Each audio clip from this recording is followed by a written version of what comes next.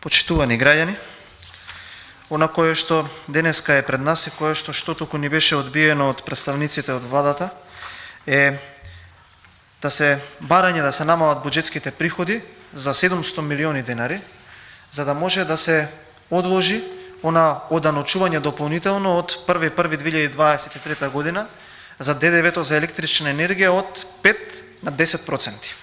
Во текот на вчерашниот ден можевме да видиме една представа, еден театар во владата, каде што излегува премиерот и министерот за финансии и на час и половина не убедуваа за новата даночна реформа, која што прво не постои, односно е иста како до сега, второ ништо не е прифатено од она што се бараше, а трето има и покачување во одредени видови на даноци.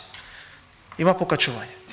Сега, ние зборувавме дека таквата даночна реформа, која што нели вчера излезе и која што се кажа дека по 3 месеци разговори, преговори, договори нема да се имплементира и сега само изгуби 3 месеци на граѓаните и на стопанството за да ги планираат приходите. Вчера во некоја славеничка атмосфера излегува и рекоа даночната реформа ќе биде иста како до сега, односно како што е усвоена во претходниве 10 години. И што е тука поразително? Тоа вчера што вие го направивте укажува дека целиот буџет денеска е планиран на лажни основи. А зошто е планиран на лажни основи? Затоа што вие кажувате во овој документ кој што е тука, кој што е еве пред вас, дека ќе соберете по основ на приходи 590 милиони евра повеќе. Ако вие се откажувате од даночната реформа, во која што на сижето на вашиот буџет пишува дека ќе се имплементира, дека по основ на таа даночна реформа ќе соберете повеќе приходи, и вие ако се откажете од незе, фактички на 4-тиот или 5-тиот ден на комисиската расправа вашиот буџет е базиран на погрешна основа. Ако вие не соберете толку приходи колку што сте планирале, тогаш вие ќе имате поголем дефицит и тоа е економски факт. Да зборуваме за ова кое што е денеска актуелно. Почитувани граѓани, кога ќе се разбудите на 1 јануари, владата предводена од СДСМ и на ДУИ ќе ве почасти со нови 5% поскапа струја, поскапа сметка за електрична енергија. Тоа ви е како честитка. Надвор од оние дополнителни оптоварувања кои може да значат поскапување. И тоа нема да биде се. Оваа Топшоп Космодиск влада нема да ви го приреди тоа изненадување. Тука пред мене ги имам двата текста на закон. Еве ги тука, кои што укажуваат и на даночното ослободување, но и на тоа што сака оваа власт да ви го скрие. А тоа е следно. Од 1 јануари 5% поскапување на струјата по основ на ДДВ. Но затоа, како дополнително, како бонус, од 6-тиот месец ќе добиете плюс 8% сакале вие или не. Затоа што од 6-ти месец ДДВ-то нема да биде 5%, нема да биде ни 10%, туку ќе биде 18%. Што значи дека наредната година, без овие дополнителни оптоварувања, вие ќе плаќате поскапо 13% електрична енергија по основ на ДДВ. Да подсетам, 1 јануари честитка 5%, 6-ти месец честитка уште 8% поскапување. Еве го законот. Ова не е некој од ВМРО ДПМН некој што го кажал. Еве го законот, еве го пред мене. До година 13% по основ на ДДВ. А зошто нема да застане тука? Сега ќе ви кажам. Заради тоа што владата најавуваше, Ковачевски, тука има многу луѓе кои што многу се заинтересирани да говорат за енергетскиот сектор, па да кажуваат како било, па што направило ВМРО, што не направило ВМРО ДПМН. Премиер на држава, министер за економија и директор на ЕСМ вели вака: од 1 декември, денот кој што беше вчера, влагаме во полна сила. Ќе произведува Неготино, ќе произведува Осоме, ќе произведува РЕК Битола и ќе произведуваат хидроцентралите. Каква е денеска состојбата? Неготино е испаднато од систем, не произведува. Вчера премиерот на пресконференција кажа, видете каква лага. Вели, јас кажав дека нема да произведуваме кога е поскапо производството од увозот, а вчера 400 евра е мегават час, значи не е поскапо, што значи дека поевтино да се произведува. Ама во Неготино имало дефект кој што го пријавија. Лага број 1. ТЕЦ Осоме, зошто не произведува? 1 декември, не го терав јас да каже тоа, сам каже. Зошто не произведува ТЕЦ Осоме? Затоа што тука кога имавме прв ден општата расправа, и ја лично ви кажав дека имате распишано и подпишано договор, јавна набавка за ремонт на ТЕЦ Осоме, која што треба да заврши 6 месеци. Вчера Ковачевски вели набрзо ќе заврши. Значи 8 не произведува.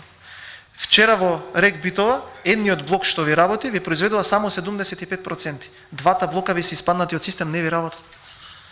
Хидропотенцијалот ви е на 13%.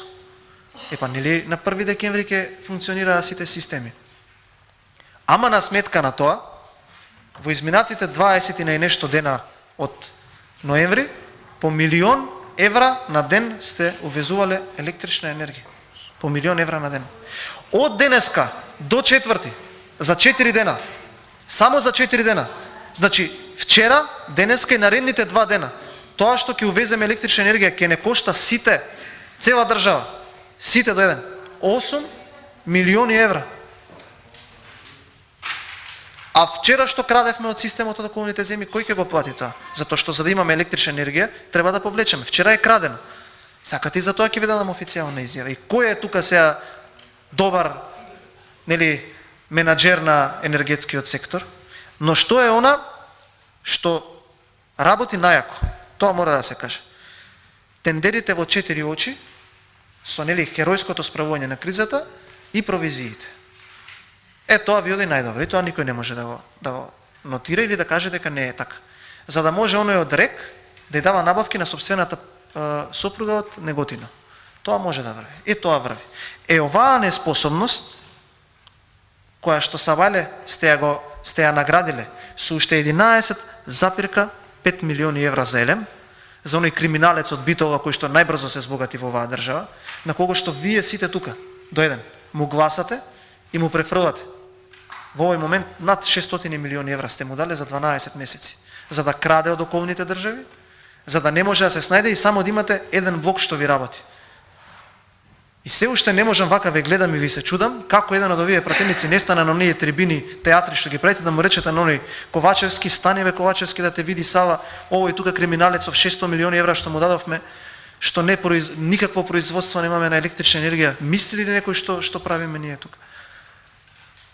Ова, кое што јас го зборувам сега, ќе го платат граѓаните.